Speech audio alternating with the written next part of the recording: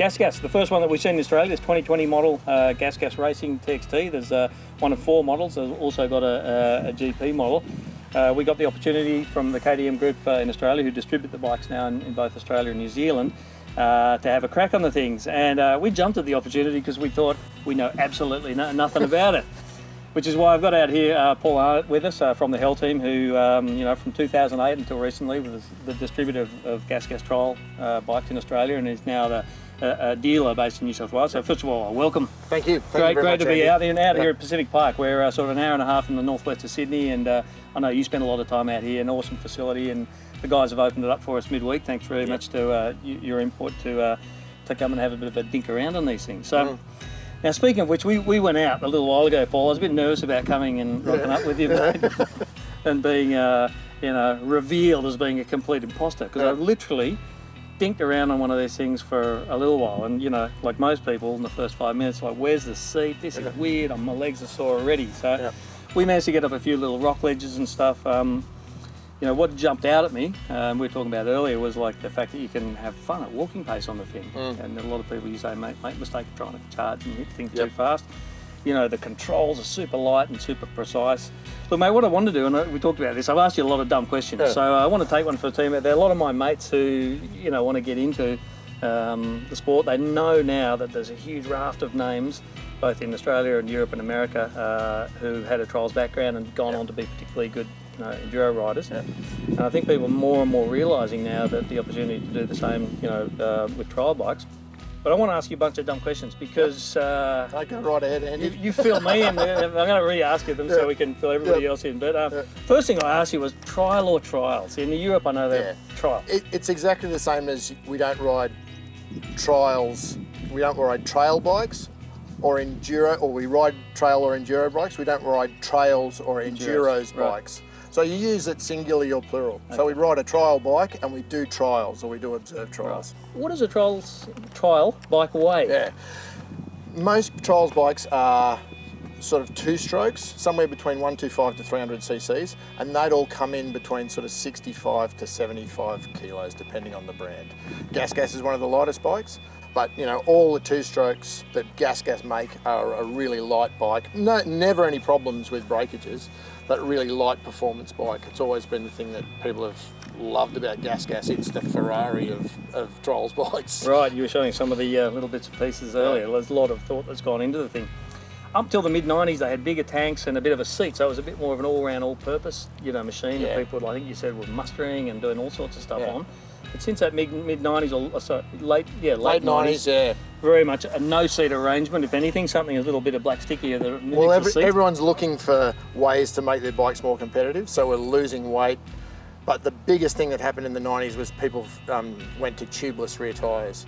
And the reason they did that was so they could get a bigger contact patch. If you've got a tube rear tyre, you can only run down to a certain pressure before you start getting pinch flats. So you were running with a contact patch maybe like that. As soon as we went to tubeless tyres, they could run down to 3 psi, 4 psi and get a contact patch that was twice as big. So that meant the bikes didn't have to be as big a capacity, they didn't have to be as big, they could be lighter bikes to do bigger obstacles. So that one small thing of changing the rear tyre to tubeless had consequences across the whole range of bikes. Almost unintended, you know? Just the design elements in everything, size of the motor, capacity of the motor, the shape of the frame, the whole wheelbase, everything changed when they went tubeless. Okay. Let's talk about that. So down 3 to 4 psi in the rear with the tubeless, and around 6 or 7 in the front. In the front, Depending on conditions. You know, if you squeeze that tyre, you can push that down with your fingers and you can just see how soft the compound is and how little air there is in there. It really is so important to get traction. That 1 psi can make a big difference to the way the bike performs. Okay. Talking of tyres, quite a lot of people run, quite a lot of brands obviously run, but I think Michelin, which these things come with, and Dunlop's pretty much would be the 2 high-spec tyres, and really Michelin is that GasGas run is the tyre. They make it in 2 compounds, an X11 and an X Lite, but they are the tyre to use. Okay. Gas tank hardly looks like this one. We had it out before. I think 1 bolt and she's out, which was amazing. I think 4 bolts we had the subframe off for looking at the shock. 2.3 2.5 litres, 2.3 litres most bikes. How long's that good for if you want to outride? If I was out riding trial, I'd go out in the morning with a full tank and I'd fill up again at lunchtime, and that'd see me through to mid-afternoon. Okay. So 2 tanks. If you use 3 tanks in a day, it'd be a massive day.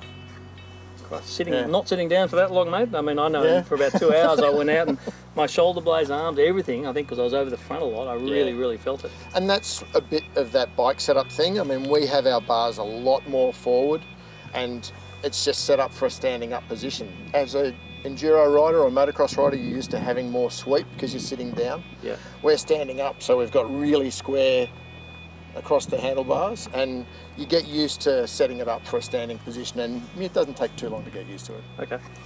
Let's just talk, staying on with the bike, gear lever. Now, a lot of people jump on the thing, and I look at it and think like, what's the gear lever doing like 12, 14 inches in front of the peg? It looks like there's something wrong with the bike, doesn't it? Yeah. But the thing about having the gear lever all the way forward is when you're riding trial, you're either pointing up or you're pointing down, or you're rapidly pointing up and then pointing down, so your feet are rotating on the pegs. Right. And the last thing you want to be doing is going up some big rock step and snicking neutral with the toe of your boot. Right. So the gear levers are a long way forward, so you physically have to take your foot off the peg to change gear. Yeah.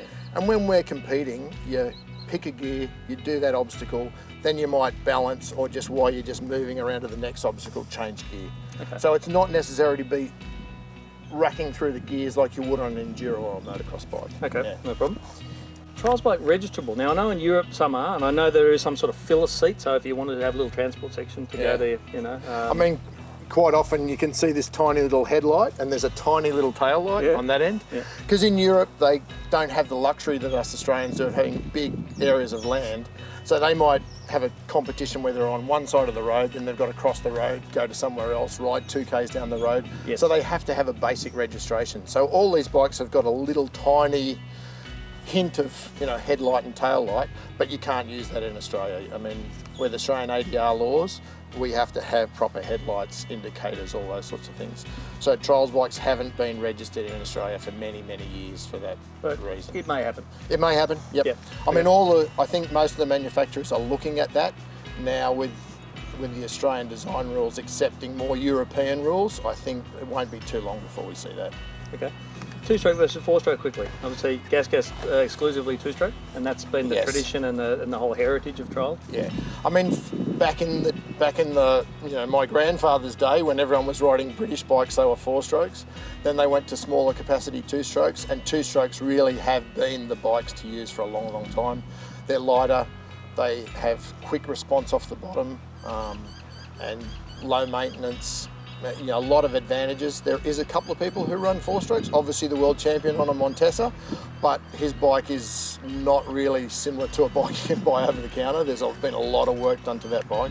Okay. So yeah, 2-strokes, 95% of the riders are on 2 bangers. Okay. And talking 2-strokes, it's always, you think DIY and, something you can do yourself. Just talk us through, for the average sort of guy who's got a motocross or enduro bike, maintenance on these things. We had a look at the... Even the guy who's on an EC300, this is a much simpler motor. There's no power valve. It's just crankcase reed induction, a simple flat slide can carburetor, really easy to work on. You can take the cylinder head off and clean the carbon out in a matter of a couple of hours. Like, it's a really simple task for anybody. Anyone who's interested in working on their own bike, you couldn't be better than having a trials bike, because they're so simple and every component is small, easy to work on, so you don't need to be scared about having a go. You can just get in and do it. They're really easy bikes to maintain. Same with service intervals for changing oil, that kind of stuff as well? Well, because they're not held at big revs either. So I get a bike that's maybe 4 or 5 years old, and it's still, the piston looks beautiful, the rings are great, the combustion chamber's fantastic, because it's just puttering around at low revs. It's not held at big heat cycles. Yeah, okay. Yeah.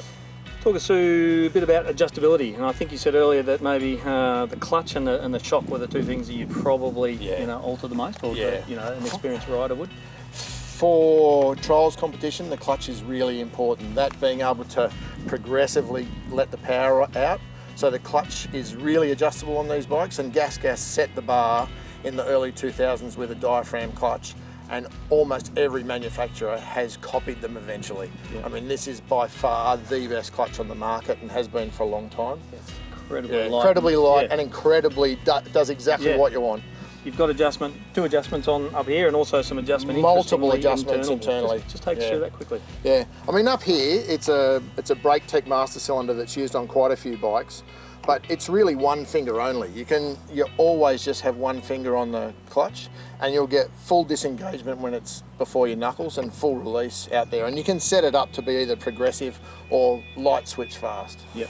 And really, really responsive. So the clutches on these are absolutely outstanding. And you've got both lever reach and also take up point adjustment there. Multiple adjustments as far as lever position, free play, position along the bar. Yep. And there is also quite a few different lever bends and lever lengths available too. Yes. And so there's aftermarket and genuine of different types of levers for different shaped hands. Okay. Yeah. And then, that's enough for the average guy. For a guy who's a little bit more, particular about his clutch, like a guy who competes. We had a look earlier. You can actually, pretty easy to get the clutch cover off, and incredibly easy to work on. In the clutch itself. Yeah, it's a clutch that GasGas developed that is just perfect for trials. It'll take a massive amount of abuse, but it's really easy to change from a really soft clutch that suits a new rider to a really aggressive clutch that a championship world rider might like. So, and without really throwing much money at it, it's just plate thicknesses, different spring pressures,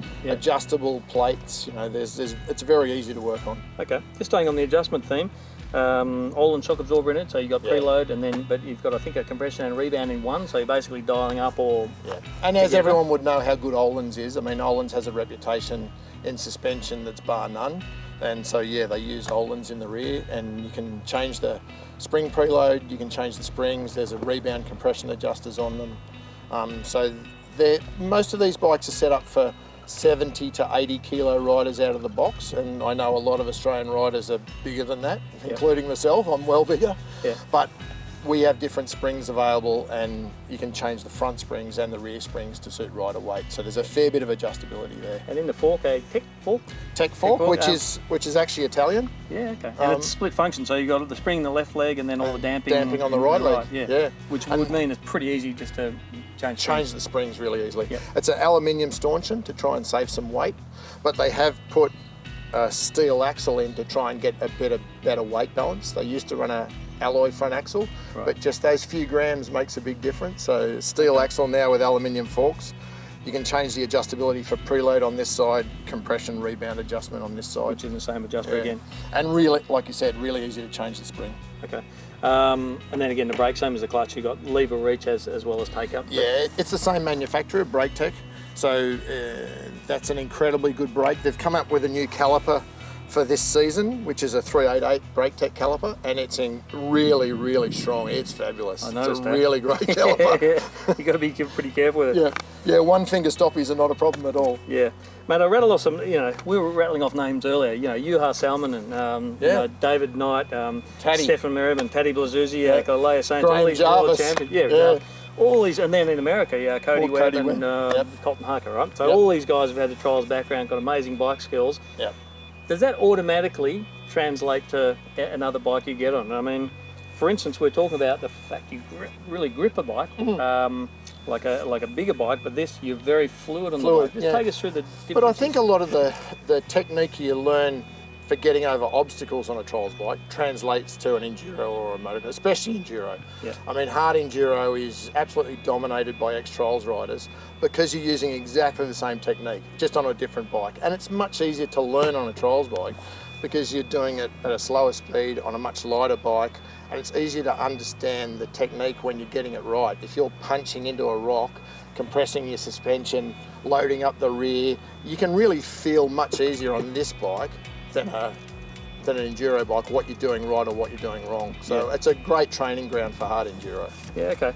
I was thinking about it the other day, and I was thinking, because I got off this thing after about 3 hours and body ache, and I got back on an enduro bike, and everything felt weird. And first it was a seat, that was weird, but it was, the controls, it was a new bike, it was new KTM 250XE and EXC TPI, but everything just felt a bit more cumbersome, so you get, it's the precision on and that's why I've been asking about the adjustability. The precision on this thing is amazing. And because we're not masked by momentum, everything we're doing is at reasonably slow speed, you have to be have a fair bit of finesse with your controls, which is why things like a trials boot becomes reasonably important. You jump on a trials bike in a hard, stiff motocross boot, and it's so easy to lock the brakes on these things because the input's so small that you need that flexibility. So, you know, I always say to people if they buy a trials bike, get a soft boot, whether that's an old enduro boot or something, or a trial-specific boot, adventure boot, or an adventure boot. But something where you can feel the brake pedal. Okay. And same thing with the controls, both the clutch and the front brake. You don't need to use multiple fingers, just that one finger on both sides, because a little input becomes a big input on a trials bike. And interesting, I was looking at some trials boots earlier, and it doesn't have a heel. Yeah, so completely flat. Yeah, because you're moving your foot on the pegs. Yeah. I mean, for us, as we're trying to find that balance point, you might be standing on the balls of your feet, you might be standing right on the edge of the pegs. You don't actually lock your foot in one position, you're moving around on the peg. And that difference between the arch of your foot and the ball of your foot can make a big difference to rear grip. So, yeah. Devil's advocate questions, like, you know, when you go, if you're a tennis player, right, and you go and have a game of squash, you start using your wrists and stuff, and they say it wrecks your tennis game. Yeah. You know, is it difficult to sort of transfer technique from one to the other? I think there's pluses and minuses. I mean, I think though you will learn much more having a trials bike and then transferring it to your enduro than the few things that might screw you a little bit. Yeah, okay. Yeah. Well, mate, great to get a bit of an insight. I've got a million more dumb questions for you. We could talk for all day, but we've had that one ride for about a few hours, so you know, really looking forward to getting out here at Pacific Park and taking it through. Be gentle on us. But I mean, this place is a haven for trials. There's so much great trials terrain here, and it's been ridden for decades. So it really is a great place to show you what these bikes can do. Yeah. And the people who own Pacific Park have always been super pro trial. So, you know, it's thanks to Glynis and Dave, they've been awesome as far as promoting our sport and also letting us do stuff like this. Well, I saw a bit of marked track on the way in up on the hill here with some nice little going rock up ledges, there, mate. So let's work our way up to it gently, eh? Yeah, we might start at the clubman level course and then we'll work our way up. I'm sure you'll be up there in no time at all. We'll see how we go. All right, let's have a crack.